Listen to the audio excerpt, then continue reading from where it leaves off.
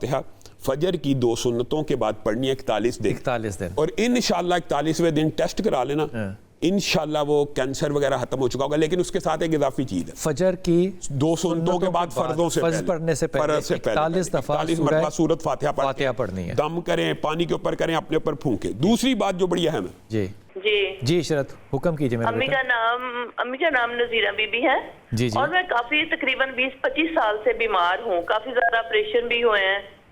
اور دوسرا مسئلہ یہ ہے کہ نہیں عشرت پہلے یہ بتائیے آپ 25 سال سے کیا بیمار ہیں؟ میرے گردے بھی واش ہوئے ہیں, مجھے کینسر بھی تھا اور پینڈس بھی پھٹ گئی تھی, ہیپاٹائٹس سی بھی تھا. اب میں نے ٹیسٹ کروائے ہیں تو وہ دل بھی بڑھ گیا, جگر اور تلی بھی بڑھ گئی ہے. اور جب میں بیمار زیادہ ہوتی ہوں تو میرا چہرہ سارا بالکل بلیک کلر کا ہو جاتا ہے. تو کافی علاج کروائے لیکن کوئی ٹریٹمنٹ اچھا نہیں ہوتا, میں ٹھیک نہیں ہو رہی. آپ میرڈ ہیں عشرت؟ جی میرے 3 بیٹے ہیں. ٹھیک, تو یہ آپ کو 25 سال کا معاملہ جو ہے اس کا مطلب یہ شادی سے پہلے کا ہے؟ نہیں, شادی کے بعد کا. کب شروع ہوا اور کیسے شروع ہوا؟ پہلی بیماری کیا ہوئی؟ پہلی بیماری یہ ہوئی کہ میں وہ ڈرپ لگوائی تھی کسی سے نا, تب میرا بچہ چھوٹا سا تھا, کمزوری تھی محسوس ہو رہی, تو وہ ایکسپائر تھی, تب میرے گردے واش ہوئے. گردے واش کیسے ہوتے ہیں؟ گردے تو خود واش کرتے ہیں. گردے واش ہوئے تھے نا وہ. عشرت گردے واش کرنے کی سائنس ابھی دنیا میں ایجاد نہیں ہوئی. نہیں وہ ڈرپ کی وجہ سے نا سویلنگ ہو گئی تھی سارے جسم میں, زہر پھیل گیا تھا. آپ ڈیالسس کی بات پر تو نہیں ہے؟ ڈیالسس کہہ رہی ہے, ایک دفعہ ہوا. جی ڈیالسس ہوا. دفعہ ہوئے تھے جی, ایک دفعہ ہوئے تھے 20-25 سال پہلے. لیکن اس کے بعد میں ٹھیک نہیں ہوئی. ٹھیک, کوئی نہ کوئی بیماری رہتی ہے ہر وقت. جی تو شوہر کا کیا نام ہے آپ کے عشرت؟ اس کا نام محمد رفیق. اچھا آدمی ہے؟ جی بہت اچھے ہیں, شکر اللہ کا. اللہ نے دیکھو نا ایک نعمت جو دی ہوئی ہے اس کو تو دیکھتے ہیں نا سامنے. ہاں جی بہت اچھے ہیں, شکر ہے. اچھا دوسری بات جی فرمائیے. دوسری بات یہ ہے کہ میرے 3 بیٹے ہیں, ایک بیٹا دبئی میں ہے اور 2 ادھر کام کرتے ہیں. وہ 4-5 سال سے کام کر رہے ہیں لیکن 30 سے زیادہ ان کی سیلری نہیں بڑھ رہی, ترقی نہیں کر رہے. کیا کرتے ہیں کام بیٹے؟ ایک وہ کرتا ہے گرافک ڈیزائننگ کا, ایک دبئی میں ہے وہ کرتا ہے لیب میں ہوتا ہے جہاں پہ کھجوروں کے پودے نہیں بنتے. ٹھیک, اس کا ارباب اتنا گندا ہے, اسے سیلری نہیں دیتا ٹائم سے. اور ایک بچہ مل میں ہے, ارشد مل کھلنے والا میں. بس وہ ادھر کے ادھر ہی ہیں. بچوں کے نام بتانا بیٹا. ایک کا نام محمد ہے ولید, بڑے کا. چھوٹے کا نام محمد وحید, اس سے چھوٹے کا نام محمد حسیب. نہیں بچے تو تمہارے تینوں اچھے ہیں. جی شکر الحمدللہ, بچے بہت اچھے ہیں. بس وہ یہ ہے کہ ترقی تھوڑی کر لیں. آمین آمین آمین. جی اچھا 2 بیٹوں کی شادی کی ہے. اچھا, ایک کی ابھی رہتی ہے.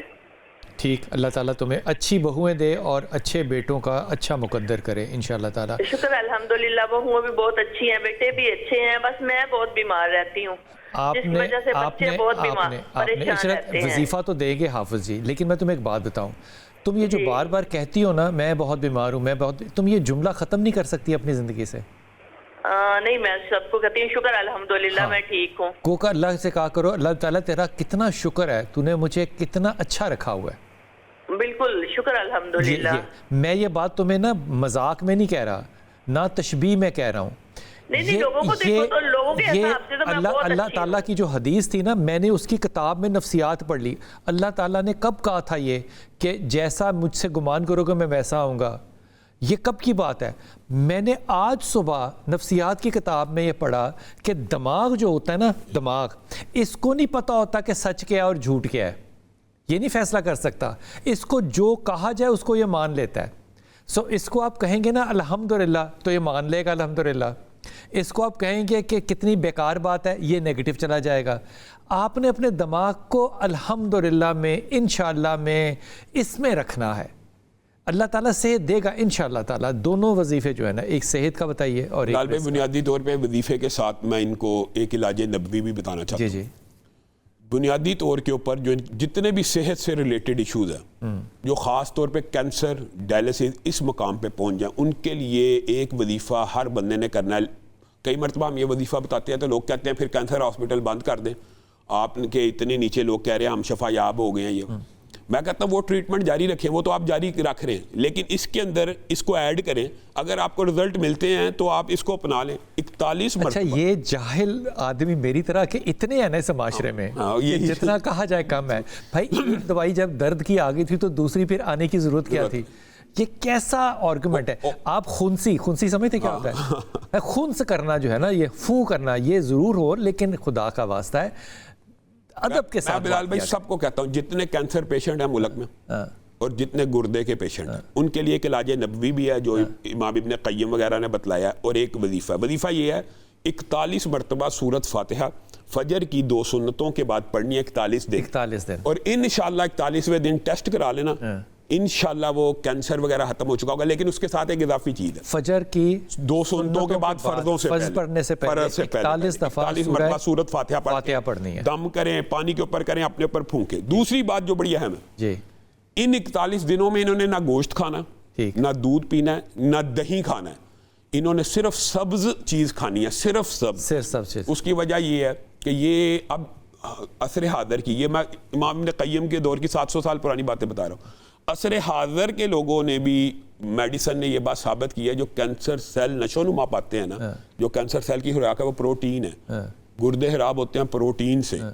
آپ اپنی خوراک سے یہ چیزیں نکال دیں، پانی پئیں، سبزی اور جتنے کھیرا ٹماٹر سیلڈ کھائیں. صرف 41 دن یہ دوائی سمجھ کے کر لیں. سبز پتوں والی جتنی چیزیں ہیں، کریلے ہو، پالک ہو، وہ کھا لیں. 41ویں دن انشاءاللہ کینسر سے آپ شفا یاب ہو جائے. اچھا یہ جو بات بتا رہے ہیں نا حافظ جی، یہ آپ کسی بھی نیچروپیتھی کی سائٹ پر جائیں گے نا تو وہاں پہ آپ کو یہی ملائے گا. اب حافظ جی نے جو بات بتائی ہے وہ ایک طب نبوی سے بتائی ہے، اور یہ بات طب نبوی میں جب آئی تھی اس وقت یہ حکمت ایجاد بھی نہیں ہوئی تھی اس خطے کے اندر.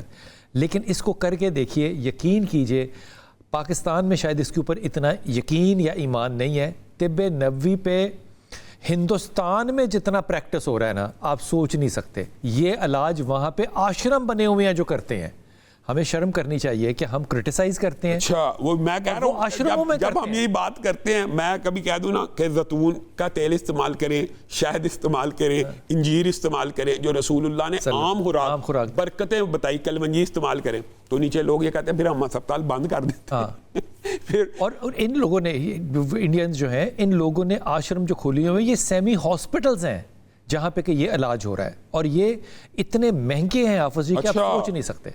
یہ وہاں پہ ایڈمٹ کر لیں گے، یعنی کہ آپ نے 41 دن بتایا نا، وہ 41 دن کے لیے آپ کو ایڈمٹ کر لیں گے. اچھا وہ وہاں پہ آپ کو ڈائننگ بھی دیں گے، بریک فاسٹ بھی دیں گے، سارے وہ کنٹرول کر کے دیں. انہوں نے کہنا ہے آپ جو ہے نا وہ یہ صرف تسبیح پڑھیں اور یہ کھانا وانا ہم دیں گے 41 دن. اچھا میں ایک ضمنی طور پہ بات آئی ہے، میں نے ایک مرتبہ اسی طرح کلونجی کی حدیث کے بارے میں گفتگو کی، وہ 2-3 منٹ کا کلپ تھا. اگلے دن کالم اخبار میں آ گیا کہ مولویوں کی باتوں میں آ کے کلونجی نہ کھانا. مولویوں کی ایک کالم نویس ہے، میں ان کا نام نہیں لیتا، انہوں نے کہا اگر زیادہ کھاؤ گے نا تو گھٹنے پکڑے جائیں گے. مطلب کہ اس طرح کی لوگ پھر باتیں شروع کر دیتے ہیں. یہ تو تھوڑا سا نا عقل کے ساتھ بھی اور حیا کے ساتھ بھی میرے خیال میں کمنٹ کریں، کیونکہ آپ کے کمنٹ سے لوگوں کو یا فائدہ ہو سکتا ہے یا نقصان ہو سکتا ہے.